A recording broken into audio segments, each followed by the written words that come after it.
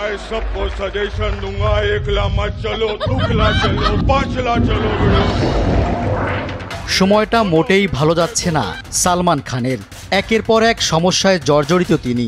1998 সালে কৃষ্ণসার হরিণ হত্যা মামলা এখনও পিছু ছাড়ছে না তার। লরেন্স বিষ্ণোই গ্যাং তাকে প্রাণনাশের হুমকি দিয়েই যাচ্ছে। ফলে কড়া নিরাপত্তার মধ্য দিয়ে শুটিং করতে হচ্ছে তাকে। एक दिन मैं गली में एकला चल रहा था, 5 कुत्ते वहाँ पर आ गए। दादा एकला चलो। नहीं बेड़ो, एकला नहीं चलने का। এবার নতুন ঝামেলায় সালমান। দ্য কপিল শর্মা শোয়ে রবীন্দ্রনাথ ঠাকুরকে অবমাননার অভিযোগে তাকে আইনি নোটিশ পাঠিয়েছে কলকাতার বঙ্গবাসী মহাসভা ফাউন্ডেশন। সংস্থাটির দাবি, এর সঙ্গে অভিনেতার প্রযোজনা প্রতিষ্ঠান জড়িত।